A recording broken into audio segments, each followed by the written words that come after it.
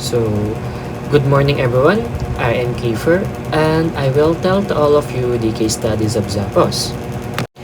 This is a story of a business idea that came to fruition, realization, or accomplishment after an unsuccessful shoe shopping expedition at the mall and was bought out at a 1.2 billion value just 10 years later.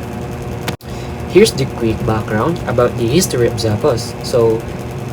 He's Nick Swanborn. He's the one who founded Zappos.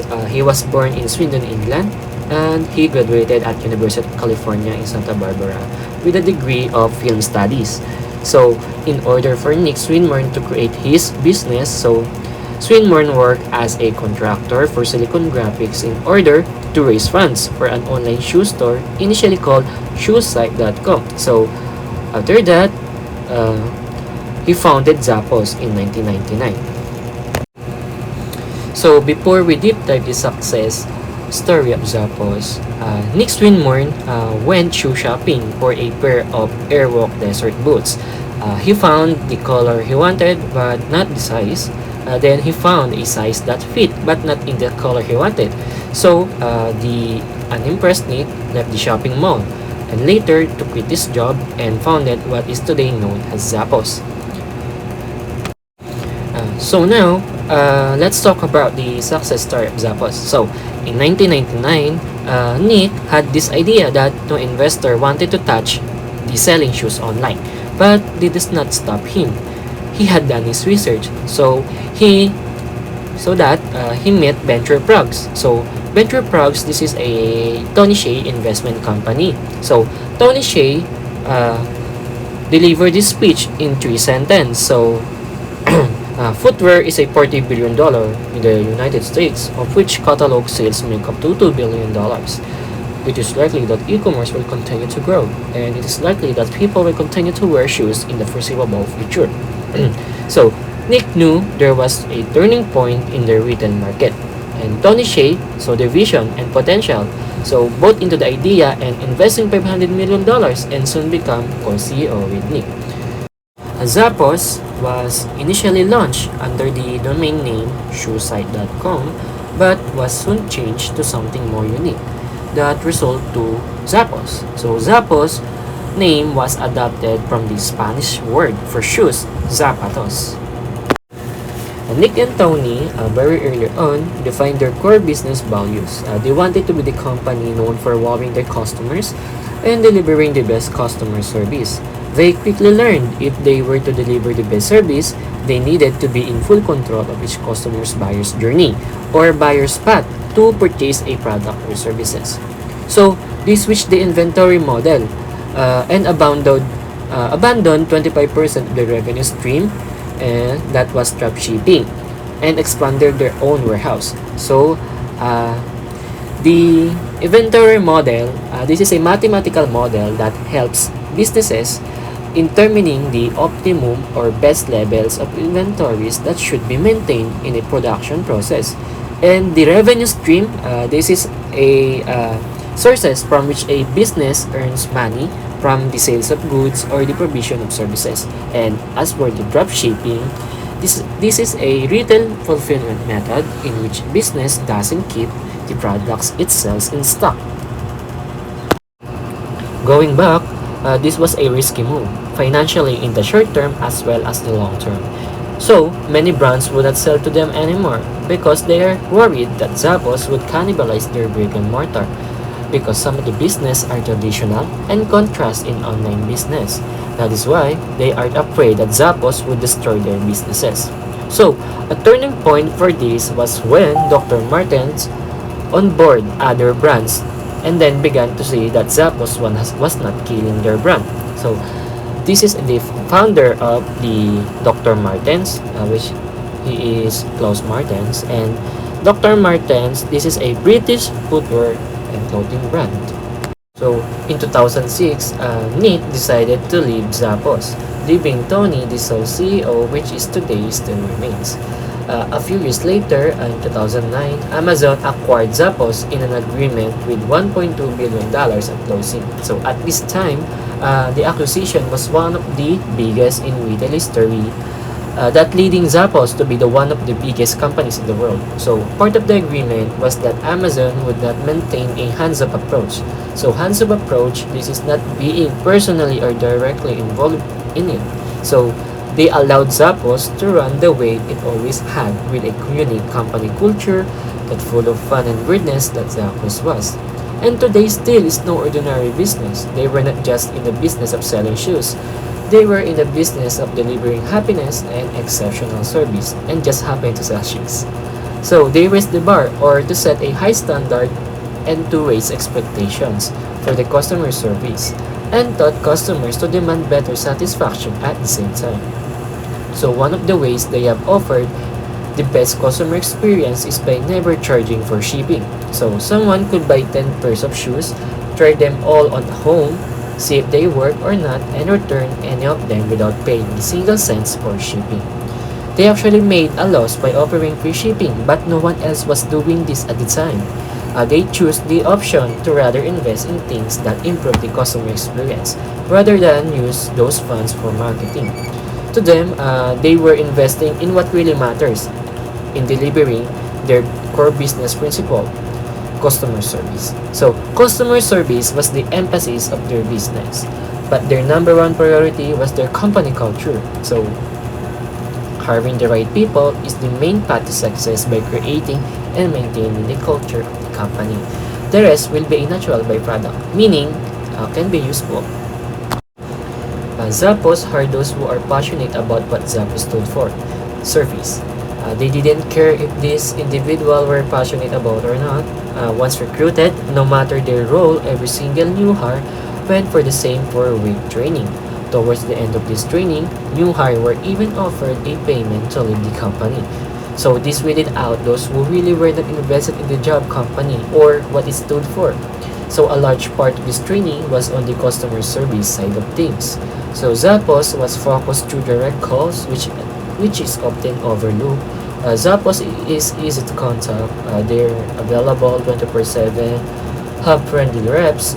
Reps is a short for representative, or a person whose job is to sell a company's product or services, who go above and beyond, or to give extra effort, especially in a way that exceeds expectation of a customers. So there have been instances where Zappos has given up on immediate profits for customers' relationships. They provided links to their customers to their competitors' websites if their competitors had stock of a product that they did not. So customer service reps did not have scripts, nor were they to upsell the customer. They were empowered to help. So over the years, Zappos has learned, when you treat your customer well, you are making sure they will buy you again. So creating a positive, productive culture is Zappos' bread and butter. They identify their core values, hired by the onboarded or hired employee, and truly live by them. So from there, a business is a long-term path to success of profit and growth. A little over 20 years, Shoesite.com was a small online retailer that sold only shoes.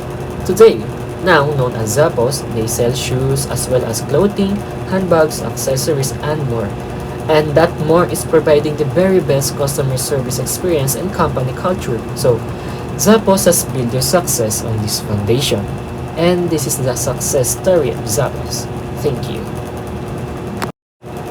So, the case study for Zappos is to bring the final piece of the AFI framework, the strategy implementation. So, strategy implementation is concerned the organization and integration. It can be action or process that would the company implemented.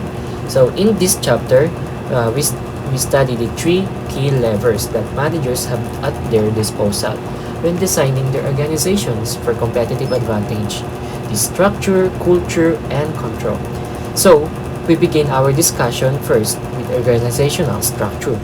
So, good morning everyone. I will be reporting organizational designs, structure, culture, and control. So, what is organizational design? The process of creating, implementing, monitoring, and modifying the structure, processes, and procedures of an organization. Simply, formulating an effective strategy is a necessary but not sufficient condition for gaining and sustaining competitive advantage.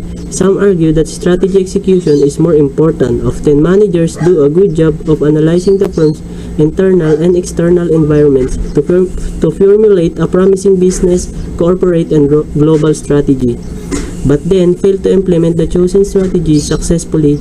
That is why some scholar refers to implementation as the graveyard of the strategy. So there are three components of organizational design. So the first one is structure. So structure is a key building block of organizational design that determines how the work efforts of individuals and team are orchestrated and how resources are distributed. The second one is culture. The collectively shared values and norms of an organization members, a key building block of organizational design. And the last one is control. Control is a key managerial function and the focus of a great deal of research in the management and organizational field. Organizational inertia and failure of established firms. What is organizational inertia? Organizational inertia is the organization's ability to make internal changes in the face of significant external changes. When inertia gradually occurs in the organization actions, the organization automatically reacts based on the past experiences and strongly resists against changing. Organizational inertia: if the organization disconnects communication and information channels around it, it does not become aware of the surroundings transformation, and it leads to destruction of the organization. Inflexibility does not allow the organization and individuals to adapt to environmental changes, so it leads to individual stagnancy and consequently inertia in the whole organization.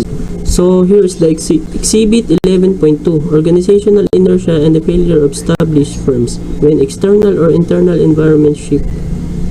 So exhibit 11.2 shows how success in the current environment can lead to the firm's downfall in the future.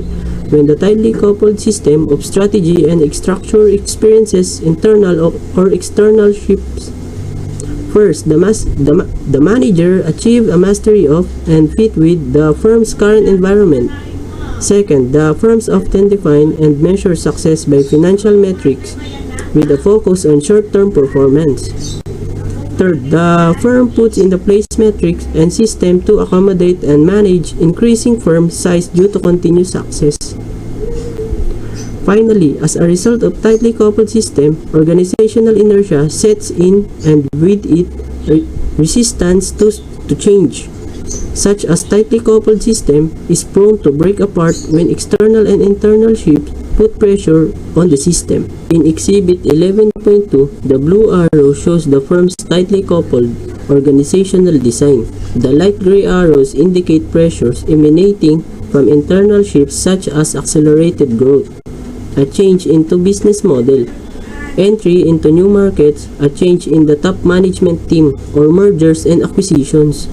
The dark gray arrows indicate external pressures, which can stem from any of the pistil forces, or political, economic, sociocultural, technological, ecological, and legal. Strong and external or internal pressures can break apart the current system, which may lead to firm failure.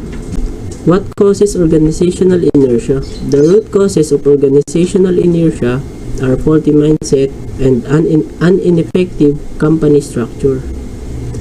Most business owners understand intellectually that maintaining existing conditions forever is a poor choice. No one set out run an organization where employees just go through a prescribed motion each day. How organizational inertia can lead established firms to failure. A firm's strategy often follows its structure. If the managers only consider the reversal, the system is prone to break apart when external and internal shifts put pressure on the system. Pestel. Hello class, I am Siren Galsim, the reporter of the key elements of organizational structure. So, some of the most important considerations that managers must make when establishing efficient organizations include the firm's organizational structure. This structure dictates how individuals and teams' work efforts are coordinated and how resources are distributed. An organizational structure in particular specifies how occupations and activities are split and integrated, delineates reporting relationship up and down the hierarchy, establishes formal communication channels, and specifies how individuals and teams coordinate their work efforts. Specialization, formalization, centralization, and hierarchy are the basic building components of an organizational structure. So let's proceed. So the first one is specialization, an element of organizational structure that describes the degree to which a task is divided into separate jobs. For example, the division of labor.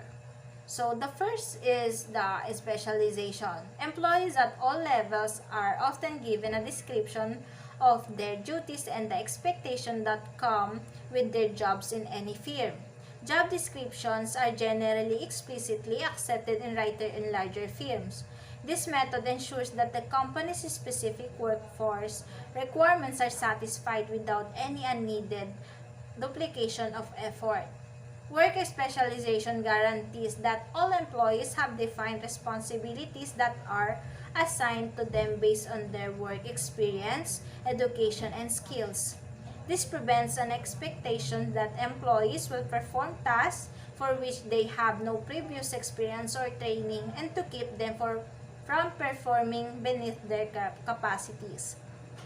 For example, an accountant for a large firm may specialize in only one area, internal audit, whereas an accountant in a small firm needs to be more a generalist and take on many different things. For example, not only in internal auditing, but also payroll, accounts receivable, financial planning, and taxes.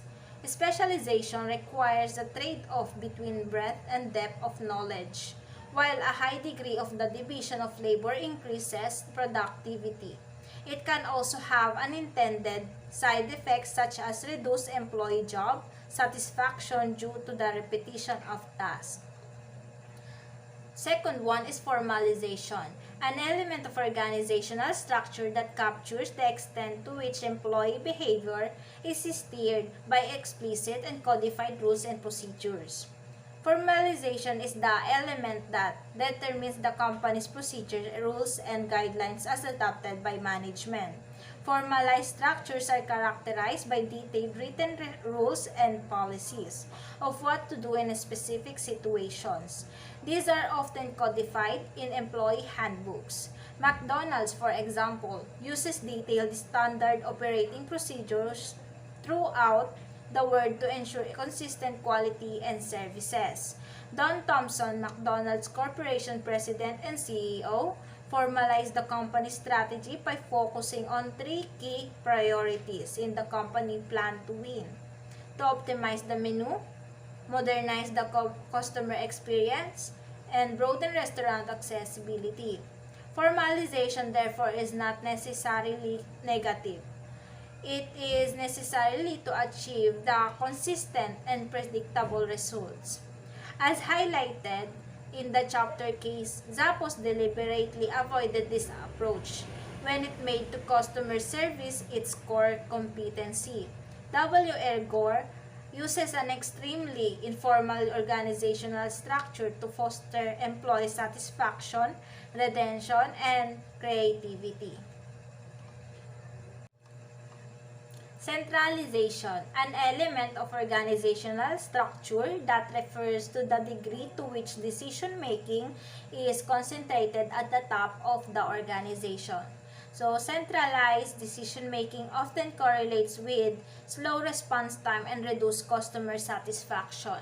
Organizational structure also rests somewhere on a spectrum of centralization. Generally, more conservative corporate entities adopt a centralized structure. In this design, C-level managers make all the decisions. Management designs a plan for execution, and frontline employees carry out that plan. C-level officers are generally those at the uppermost level of the organizational chart, such as the Chief Executive Officer, Chief Operating Officer, and Chief Marketing Officer. In decentralized organizations such as WL Gore or Zappos, decisions are made and problems solved by empowered lower-level employees who are closer to the sources of the issues. Different strategic management processes discussed in Chapter 2 match with the different degrees of centralizations. Hierarchy, an element of organizational structure that determines the formal, position-based reporting lines and thus stipulates who reports to whom. Some organizations have nonsensical reporting relationships, which is confusing for both employees and customers. Therefore, consider the skills and qualification of the employees to determine whether it's logical. For example, that the purchasing manager report to the CEO. So in this case, it could make sense for the purchasing manager to report to the CEO, since most of purchasing is dependent on company budget. Another example is whether the HR director should report to the CEO or the in-house legal counsel.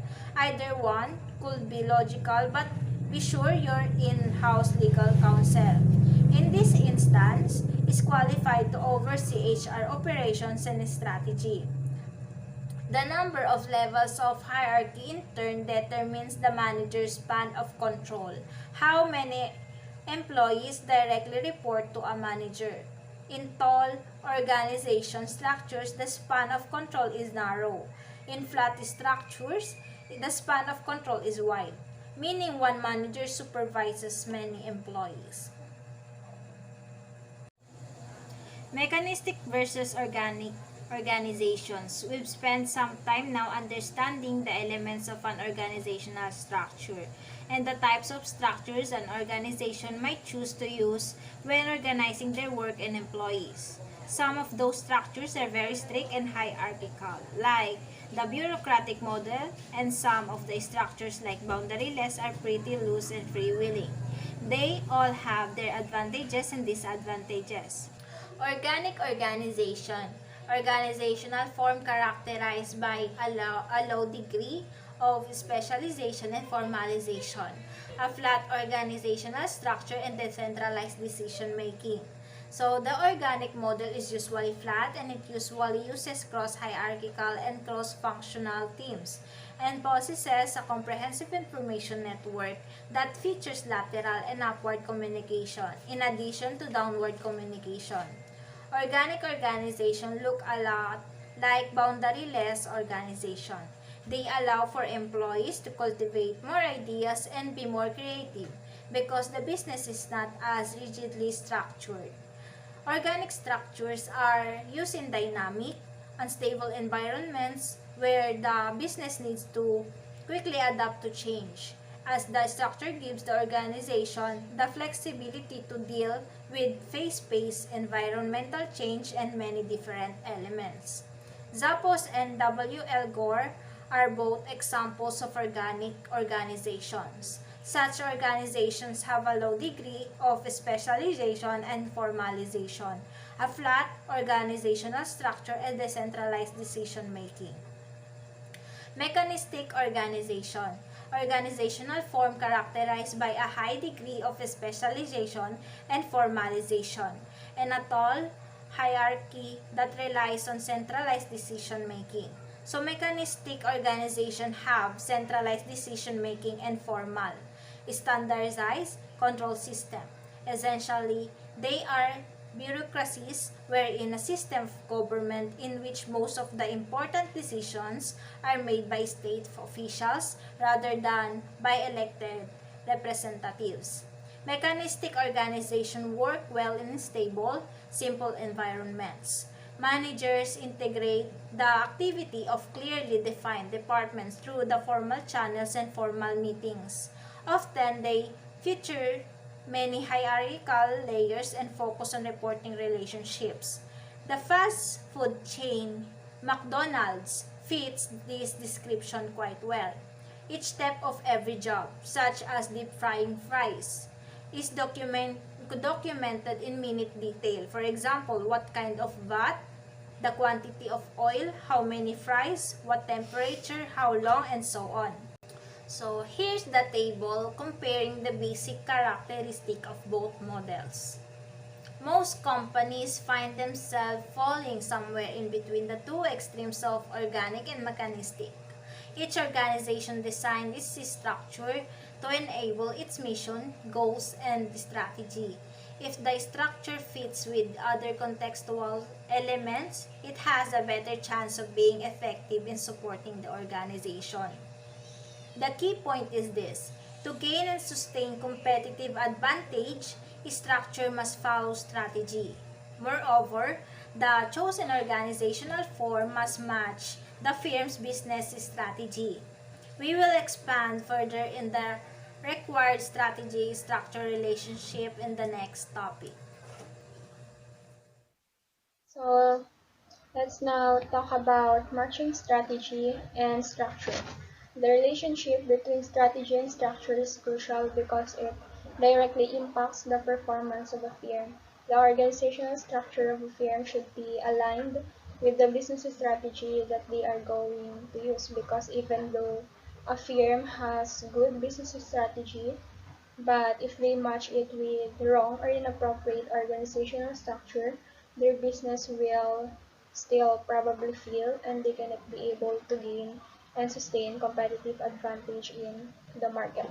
Therefore, the strategy that they will set should be matched with the right organizational structure in order to successfully achieve their goals and to stand out from their competitors, and as well as to successfully gain and sustain competitive advantage in the market.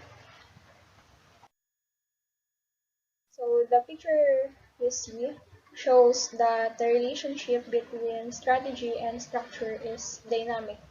It changes over time in a predictable pattern as the company grows in size and complexity. As we will discuss, organizational structures range from simple to functional to multidivisional and to matrix. So let's start discussing the simple organizational structure. So it says here that simple structure is generally used by small firms with low organizational complexity. In such firms, the founders tend to make all the important strategic decisions and run the day-to-day operations. It is also characterized by little formalization, centralized authority in a single person, low degree of departmentalization, and wider spans of control. So meaning this is the most basic organizational structure among the four. And organizations that uses this kind of structure are typically flat. They are flat organization, also known as horizontal organization, and neither professional managers or sophisticated systems are in place. This is used mostly by small businesses because it centralizes decision making with the owner of the business, and it doesn't have formal departments and layers of management. So examples that use simple structure include entrepreneurial ventures such as Facebook in 2004, when it was still a startup that operated out of Mark Zuckerberg. Professional services firms are also an example of simple structure, like smaller advertising, counseling, accounting, law firms, and then as well as those family-owned businesses. So these are examples of simple organizational structure. On the top of on the top is the owner of the business, and followed below directly by employees or different staffs present in the organizations. So next organizational structure is functional organizational structure. So as the company sales increase, they generally adopt a functional structure. which pertains to the groupings of employees into distinct functional areas based on domain expertise. These functional areas often correspond to distinct stages in the company value chain, such as research and development, engineering and manufacturing, marketing and sales, as well as supporting areas like human resources, finance, and accounting. So basically, this kind of structure is used to organize a company. The whole task of the organization is divided into different functions or departments based on areas of expertise. This is perfect for medium and small business houses as well as companies that have either one or a few product lines. So the picture that you can see is an example of functional structure. As you can see, this is far different from simple structure. On the top is the company's CEO, and below the CEO are the different different functional areas or departments, like Department of Research and Development, Engineering and Manufacturing, Marketing, Sales and Service, Human Resources, Finance, and Accounting, and not directly the employees or staffs, unlike with simple structure. So these lines connecting the CEO and the different departments indicate a reporting and authority relationship. Each department is overseen by functional managers or department heads, and they are the one who reports to the CEO, and the CEO is the one who coordinates and integrates the work of every department. So let's take W. L. Gore as an example. It turned their organizational structure from simple to functional. So W. L. Gore began as a company operating out of Bill Gore's basement, and they are using simple structure at that time. But 2 years after its founding, the company received a large manufacturing order for high-tech cable that it could not meet its ad hoc basement operation.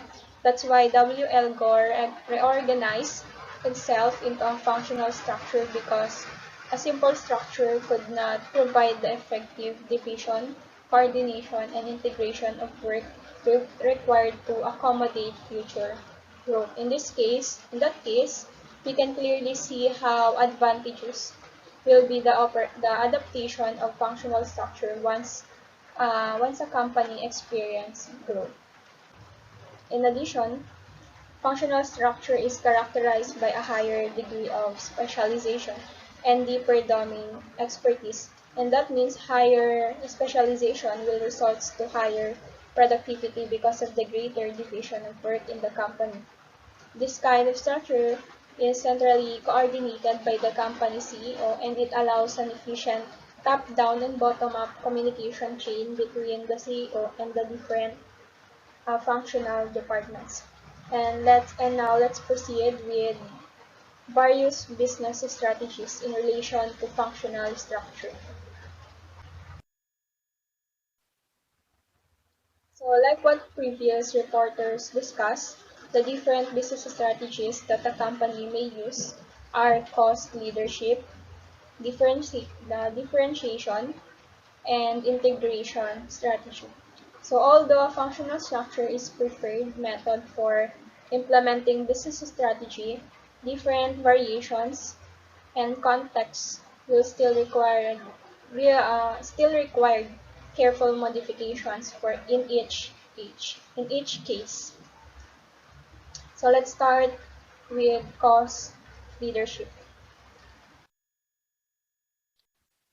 So as we all know, the goal of this strategy is to create a competitive advantage by reducing the firm's cost below that of competitors while offering acceptable value. The cost leader offers a standardized product or service in the market, and to effectively implement this strategy for the business, managers must create a functional structure that contains the organizational elements of a mechanistic structure. one that is centralized with well-defined lines of authority up and down the team. Using a functional structure with cost leadership strategy, it allows the cost leader to nurture and constantly upgrade the necessary core competencies in manufacturing and logistics. And in order to drive down cost leader needs to create incentives to foster process innovation, and they should also focus on leveraging economies of scale to further drive down cost. Next is the differentiation strategy. Its goal is to create a competitive advantage by offering products or services at a high perceived value while controlling cost. So the company sells a non-standardized or unique.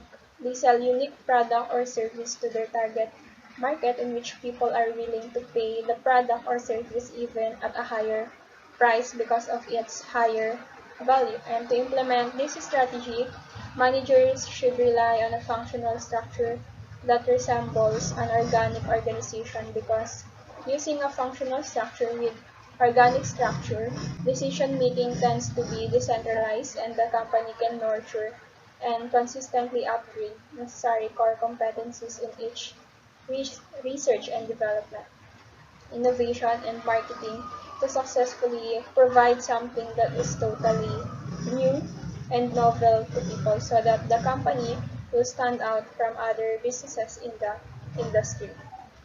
So furthermore, if differentiation strategy is matched with functional structure, firm will attain economies of scope from its core competencies, such as by leveraging its brand name across different products or its technology across different devices. Last but not the least that a firm may use is thus integration strategy. It's the combination of cost, leadership, and differentiation strategy. So to effectively implement this strategy, the company must be both efficient and flexible. The company must know how to balance, they must know to balance centralization in order to control cost, while with decentralization to foster creativity and innovation. In addition, managers must combine the advantages of the functional structure used for cost leadership and differentiation while mitigating their disadvantages. The company also needs to develop several distinct core competencies to both drive drive up perceived value at lower cost. With the things that I have mentioned regarding this strategy, although integration strategy is great to use, but it combines cost leadership and product differentiation, it is still clear that it is not as easy as that to implement given the range of important trade-offs that must be addressed. Next, this picture manifests a summary of a detailed match between the different business strategies and their corresponding functional structures to effectively implement each strategy. So first strategy is the cost leadership, and its structure are mechanistic organization, centralized, command and control, core competencies in efficient manufacturing and logistics, process innovation to drive down cost, focus on economies of scale. In differentiation, organic organization, decentralized, flexibility and mutual adjustment, core competencies in research and development, innovation and marketing, product innovation, and focus on economies of scope. While in integration, ambidextrous organization, balancing centralization with decentralization, multiple core competencies along the value chain required, research and development, manufacturing, logistics, marketing, and etc., etc., process and product innovations, and focus on economies of scale and scope. As mentioned by previous reporters in Chapter 6, managers can also implement an integration strategy by building an ambidextrous organization. And in order to transform a functional structure into an ambidextrous, the CEO or the team of top executives must personally take responsibility for the integration and coordination across different functional areas. According to strategy scholars, ambidextrous organizations were most effective in executing continuous innovation. So let's talk the drawbacks or cons of using functional structure. Of course, if there is a positive side, there is also a negative side. So although functional structure facilitates rich and extensive communication between members of the same department, it frequently lacks of effective communication across departments. To put it simply, there is often no direct communication between one department to another. And how do I say so? Notice in the second picture the lack of links between different functions. There is no lines connecting different departments with each other, and that's the reason. It is the reason why there is lack of effective communication across departments. For example, research and development managers do not communicate directly with marketing managers because they are directed to communicate and report straight to the CEO of the company who take on the necessary coordination and integration work of the different departments. However, there is actually an option for a firm to address this lack of communication across departments. They may set up cross-functional teams, and these teams are temporarily only because firms build cross-functional teams when there is a need for different areas or departments to work together on a specific project or product. So technically, the team will consist of members from different departments, and usually they will work together from the start up to the completion of a project. And each team will send their reports to two supervisors, leaders, to the team leader as well as to their respective department head, and then the department head will report to the CEO regarding the progress of the project or the progress of their work. Second cons of functional structure is it cannot effectively address a higher level of diversification. That's why to accommodate further growth of the company, they find it effective to evolve their organizational structure and adopt a multidivisional or matrix organizational structure, which both will be discussed and further elaborated by my next groupmate. And that's the end of my presentation. Thank you. I will be reporting multidivisional and matrix structure. So, what is multidivisional structure? Organizational structure that consists of several distinct strategic business units, or what we call SBUs, each with its own profit and loss, or what we call P&L responsibility. Each SBU is operated more or less independently from one another, and each is led by a CEO or equivalent to general manager, who is responsible for the unit's business strategy and its day-to-day operations. So in a multi-divisional structure, there's one parent company that consists of a number of different divisions operating separate businesses. Legally, the parent company owns all of the divisions, but the parent company gives the divisions significant autonomy which allows them to act independently. So, in this example, the company has 4 SBUs or strategic business units, each led by a CEO, as you can see. Corporations may use SBUs to organize around different businesses and product lines or around different geographic regions. Each SBU represents self-contained business with its own hierarchy and organizational structure.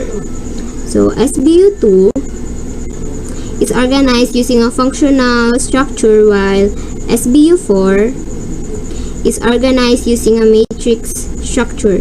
The CEO of each SBU must determine which organizational structure is most appropriate to implement the SBU's business strategy.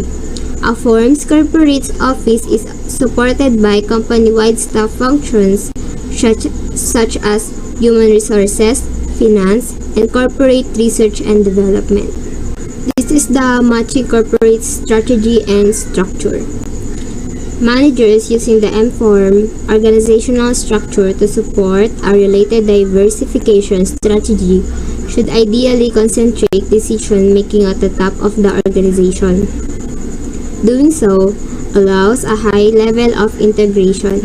It also helps corporate headquarters leverage and transfer across different SBUs the core competencies that form the basis for a relative diversification. Competition among the SBUs is both inevitable and necessary. They compete with one another for resources such as capital and managerial talent, but they also need to cooperate to share competencies. In contrast, corporate executives using the M-Form structures to support an unrelated diversification strategy should decentralize decision-making.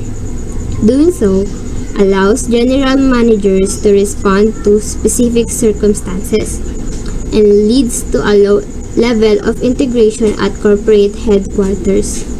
Now, let us move to the next structure, which is matrix structure. A matrix organization is a company structure where teams report to multiple leaders. The matrix design keeps open communication between teams and can help companies create more innovative products and services. Using this structure prevents teams from needing to realign every time a new project begins. This management structure can help your company create new products and services without realigning teams. It is also an organizational structure that combines the functional structure with the M-Form. To reap the benefits of both the M-Form and the functional structure, many firms employ a mix of these two organizational forms, called a matrix structure.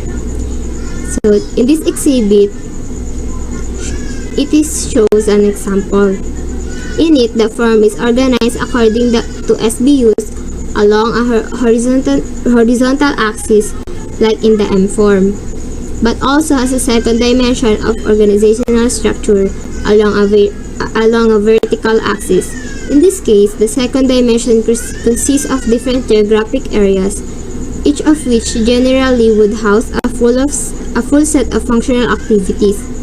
The idea behind the matrix structure is to combine the benefits of the M-Form, like domain expertise, economies of scale, and the efficient processing information, with those of the functional structure, responsiveness, and decentralized focus.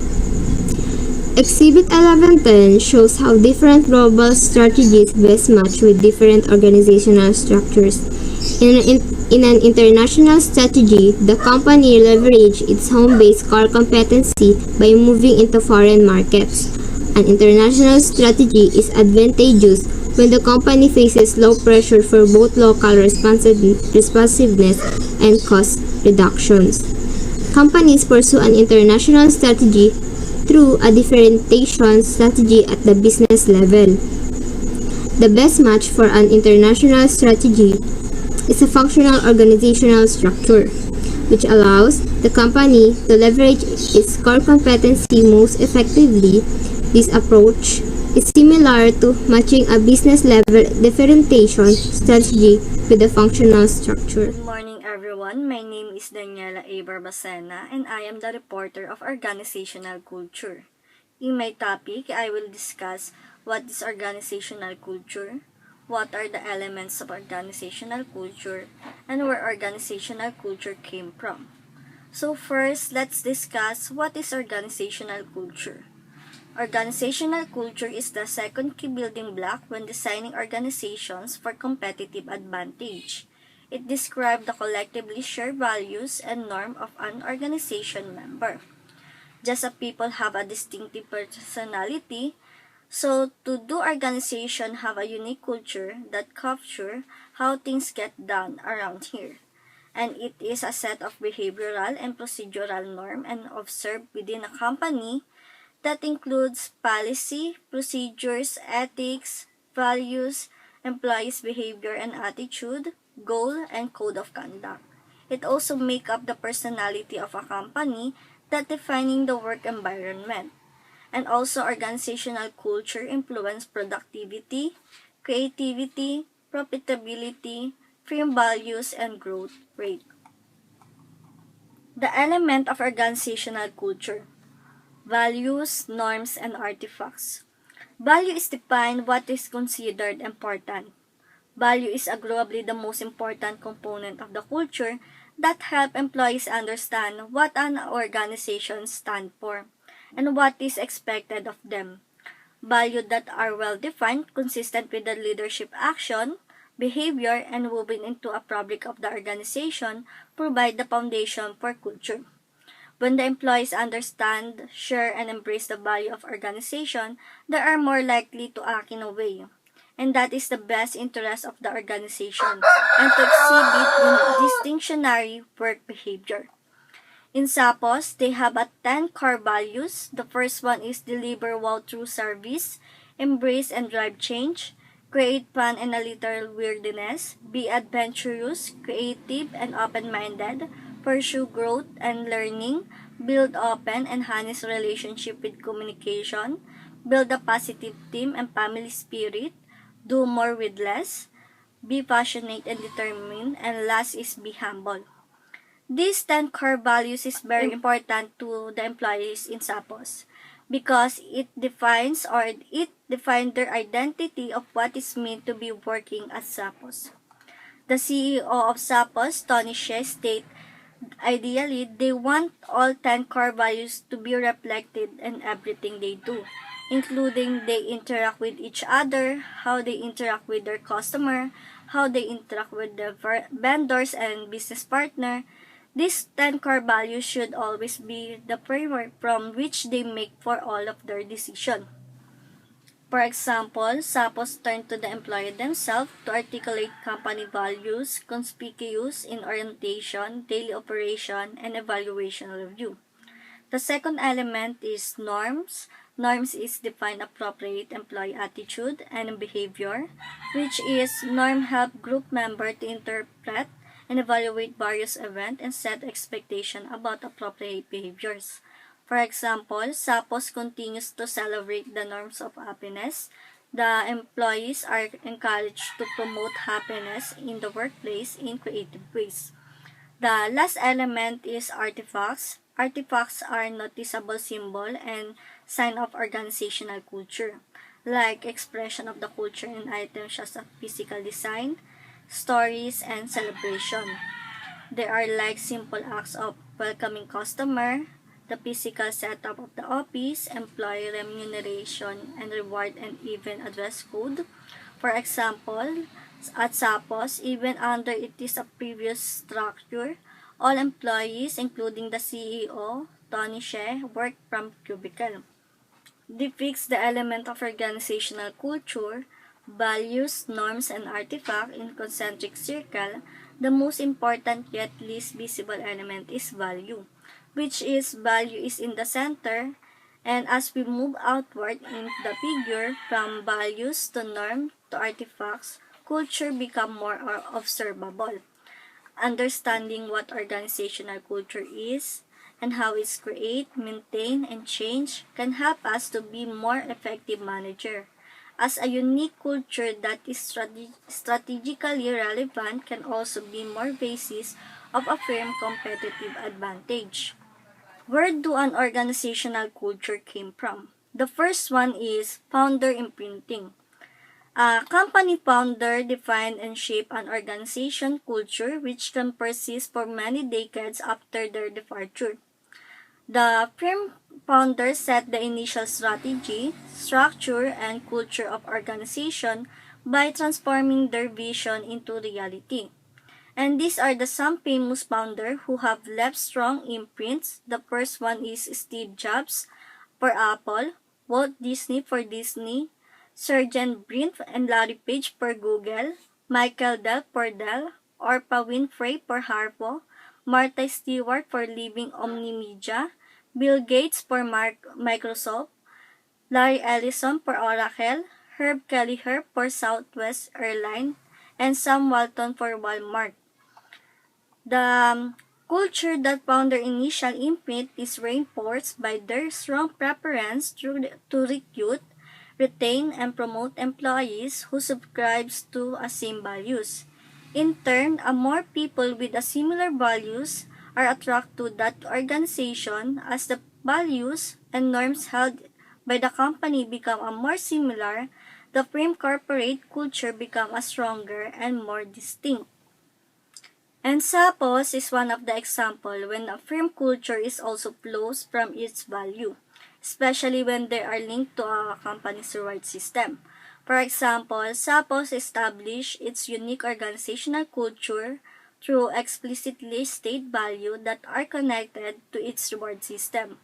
To recruit people that fit with their company, the CEO of Suppose, Tony Hsieh, has all new hires go to a 4 week training program. It covers just a topic as a company history, culture, vision, as well as a customer service. All new hire also spent 2 weeks on a phone as a customer service representative. The company offer any new hire with a $2,000 to quit plus pay for the time already worked. This offer stands until the end of the 4 week. When the training program is complete, all individuals who choose to stay on despite the entrancing offer trends to fit as well the strength Suppose distinct culture. Second is groupthink. Groupthink is when the opinion combined. It results when the individual do not critically evaluate and challenge a leader opinions and assumption. A situation in which opinion unite around a leader without individual critically evaluating and challenging the leader opinions and assumption, cohesive, non-diverse group are highly susceptible to groupthink, which in turn lead to flow decision making with potentially disastrous and consequence. That's all my report. Thank you.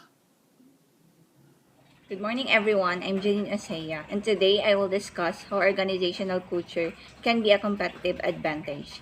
So, an organizational culture can be one of the organization's biggest assets, but it can also its greatest liability. An organizational culture can turn from a core competency into core rigidity. Core rigidity can occur when the management of a financially successful company relaxes due to its dominant position and postpones any improvement activities, while the competitors are evolving and slowly taking over the market. Culture can be among the greatest assets that an organization possesses, and if clearly defined, it can be an organization's competitive advantage over the competition. However, the culture itself can become its greatest liability. Culture can be a barrier to change if it does not advance the effectiveness of the organization. This usually happens to established companies with strong cultures that are suddenly forced to operate in unfamiliar, rapidly changing environment. For example, on what happened in General Motors. So they have this innovative M-form structure that was once hailed by many competitors. So their strategy is very good. However, that was turned into liability. Why? So the external environment changed the oil price because that time there's a rapid oil price hike. So many Japanese car makers shocked their entry in the United States. As a consequence, GM's strong culture led to organizational inertia and resulted to a failure to adapt to changing customer preferences, which is a more fuel-efficient cars. Since General Motors focused on their culture, they lost customers to foreign competitors that offered this kind of features that the customer really want. So they experienced a core rigidity, which I discussed a while ago.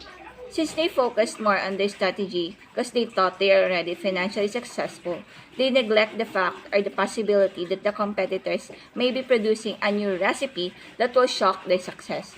Next is how organizational culture can be a company's competitive advantage. So it is necessary for the organizational culture to be unique and not easily imitate so that the other competitors can take that opportunity. So by combining theory and empirical evidence, we can see that organizational culture can help a firm gain and sustain competitive advantage. If the culture makes a positive contribution to the firm's economic value creation and obeys the BRIA principles or the value, rarity, imitability, and organization. So organizational culture is an especially effective lever for new ventures due to its malleability. Firm founders, early stage CEOs, and venture capitalists, therefore, should be proactive and attempting to create a culture that leads to, or at least support a firm's competitive advantage. So let's take a look on how this company's culture give them a competitive advantage over their competitors. First example is the Southwest Airlines. So Southwest Airlines are known for its kind employees. They are wearing costumes when there is an event or holiday such as Halloween, Christmas, and etc. And they are also helping to remove the passengers' baggage. Their turn time between flights is only taking 15 minutes, whereas the competitors take 2 to 3 times long. Next example is Zappos. Zappos is a well-known company that sells shoes, but there is a customer who tries to call Zappos to try to order a pizza. So as we think, Zappos employee who accept the call really shocked. Though he's shocked, the employee didn't get mad to the caller, but he even listed all the nearest shops that are open and still delivering pizza near their place. So as we can see, culture has a lot of impact in the organization. It can be a source of profitability and long-term survival. Cultivating the positive aspects of your company's cultures result in more engaged and fulfilled employees. So that is all my topic. Thank you all for listening. Hello, I am Kiefer, and today I am discussing the purpose and function of controlling in organizations. So, organizational control is an important management process because it regulates business activities to meet company's goals and objectives. So, in order to maintain organizational control, the managers must use an analytical approach to ensure the predetermined expectation and standards that are met regard to performance. So, analytical approach is a process to break a problem down into the elements necessary to solve it. So, before I begin talking about the control systems, it is important to note that managers should always monitor performance using an effective method of feedback control. The feedback control is necessary to keep an organization on track, to recognize issues when they arise, and implement corrective action sooner than later. So, the first steps of feedback control are establishing standards of performance. The performance standards are the keystones to an organization's purpose and should be clearly defined, understood, and measurable. For example, the online shoe store that set a metric of 95% on-time delivery to the customer. So, the second step is defining a way to measure the actual performance by utilization of data collection and data reporting. The reported data must be reliable and the reporting method should be transparent. So the third step of feedback control is comparing performance to standards. For example, if the online shoe store is not meeting its 95% on-time delivery metric, an organization needs to investigate the reason why. Is it because there was a major snowstorm that delayed transportation? And was it because the transit company's vehicles broke down? And the last step of feedback control is taking corrective action when performance standards are not met. For example, the online shoe store may need to consider changing their transit carriers to improve the performance. They are variety of organizational control, and let's define them one by one. First, the Balance Scorecard. The Balance Scorecard was developed in 1996 by Kaplan and Norton. It was created as a formal diagnostic tool to help managers to assess their organization's performance.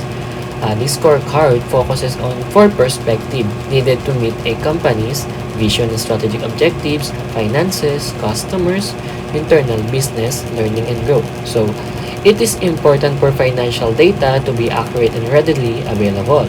So, the customer metrics are important because a business does not exist without its customers. To be successful in business, customer satisfaction should be the focal point of an organization. The internal business metrics allow for customers to gauge operational effectiveness and efficiency both at the core and support levels.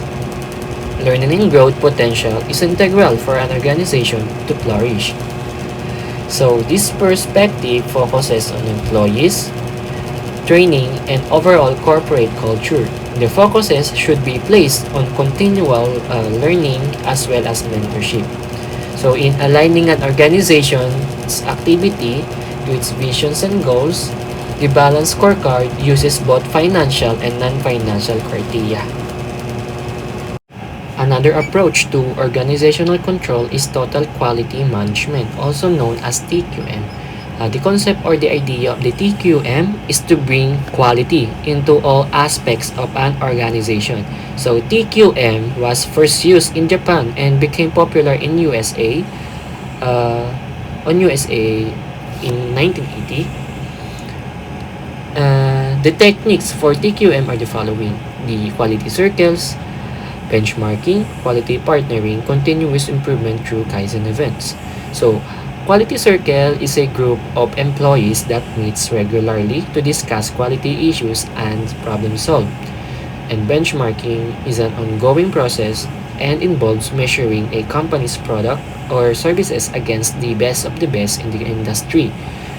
Quality partnering means accepting quality control personnel into a functional department. In this way, the quality personnel can work side by side with other employees to increase quality improvements to processes. Continuous improvement is a critical component of TQM because it is broken into similar projects called Kaizen events. So, Kaizen events make smaller effective improvements on a continual basis. Another important TQM techniques is called Six Sigma. You already know what is Six Sigma. It was discussed in chapter 4. Anyways, we're just calling it. So, Six Sigma principles strive to reach the highest level of quality and efficiency in an organization. So, the goal of Six Sigma is to reach zero defects, in which two problem solves and includes 5 steps: the define, measure, analyze, improve, and control. The balanced scorecard and total quality management approaches require managers to define, monitor, and implement corrective actions to keep the financial health of a company in check. The key approach to the balanced scorecard is linking up past financial results with intangible assets that promote financial growth in the future. This is specifically critical in today's market, where the cost of a product is not the only factor consumers consider when making a purchase. Intangible assets such as customer service, availability, and quality are important to a customer's purchasing decisions. The balanced scorecard is an effective approach to an organizational control and helps managers in two fundamental areas: the implementing performance and implementing strategy, while considering both financial and non-financial factors. The primary goal of TQM is to increase an organization's and improves efficiency and maximizes profits through the use of quality measures. According to research performed by Hendricks, an award-winning, the TQM organization significantly increased their growth sales, efficiency, return on sales, return on assets, and even increased stock process compared to those companies who did not have a TQM program in place. Here are the takeaways or the information that needs to be remembered in organizational control. So, it is important to use organizational control in all aspects of a business. And managers need to define performance standard, clearly communicate the standards to employees, continually measure the performance, and take action to correct any deviations. So as discussed, there are multiple approaches to organizational control. So an organization should pick an approach that fits their company and follow through in order to accomplish their goals and objectives. So organizational control ultimately benefits a company by increasing customer satisfaction and increasing company profits. And now, let's hop on the strategic control and reward system. But before we define the strategic control and reward system, let's discuss the strategic control. So, it is used to describe the process used by organization to control the formation and execution of strategic plan.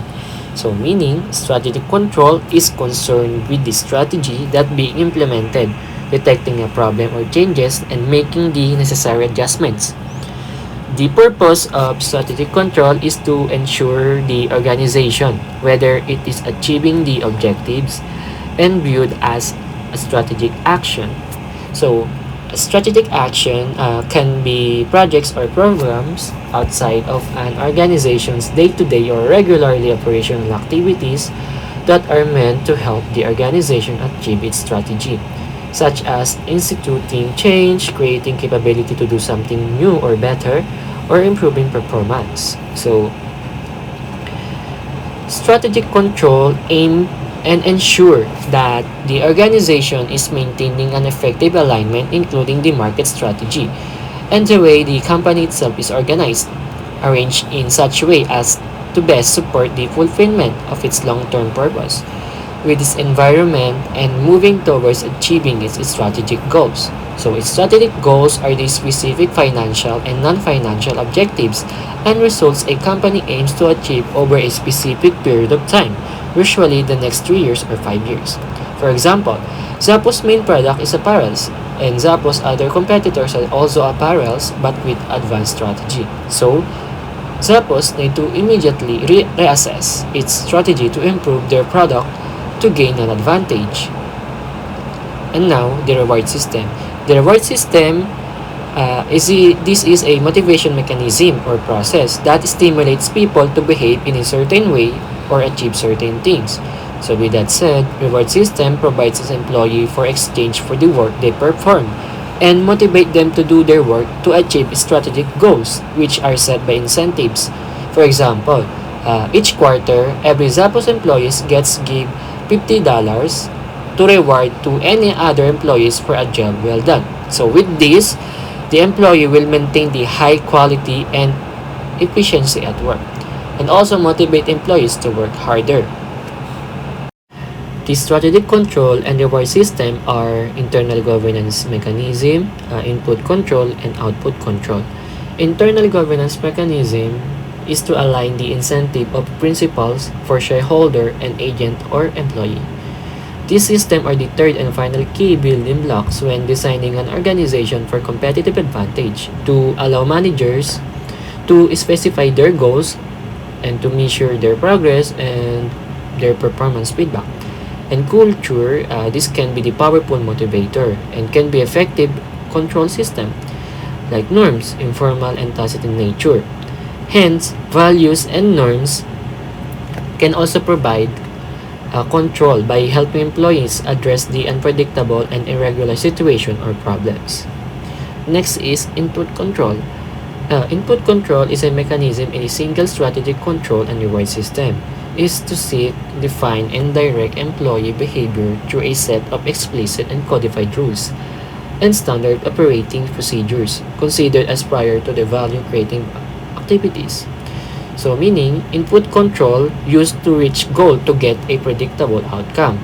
It is also called input control because of management design, like ongoing processes in business decisions and strategies that enable innovation and create effectively designed products, services, communications, environments, and brands that enhance our quality of life and provide organizational success. So, input control consider their employees before making decisions, like including the budget and the standard operating procedures. Standard operating procedures is a procedure specific to operation that describes the activities necessary to complete tasks in accordance with industry regulations, provincial laws, or even just own standards for running a business. The budget and input control is for the managers to set the budgets for employees to define and undertake the actual business activities like operating, investing, and financing. And then, output control.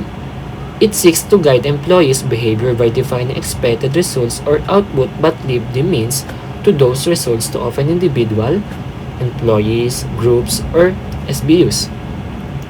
Output control is to describe the desired end result.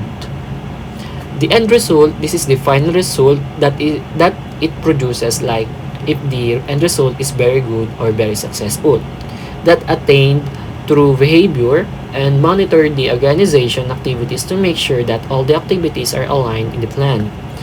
If there's any problem with the plan, it is immediately takes to correct it. So, firms frequently compensate and rewards their employee to predetermine goals such as a specific sales target or return on investment capitals.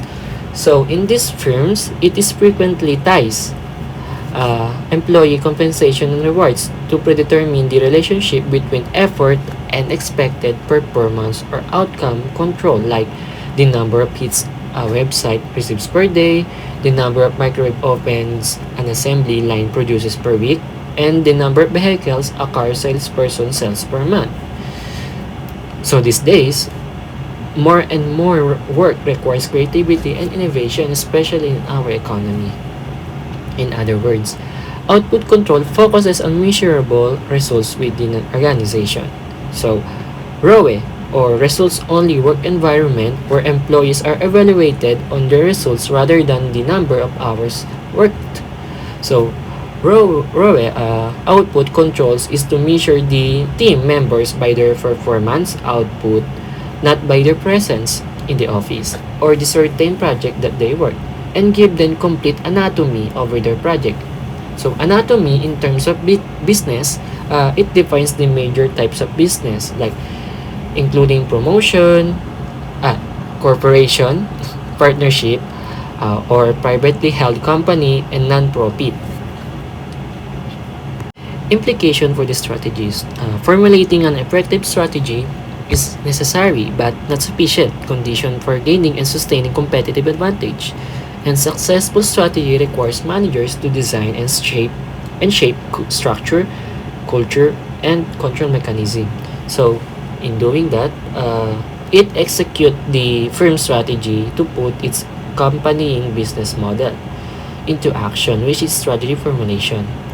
Strategy formulation used for resource allocation, prioritization, organization-wide alignment, and validation of business goals.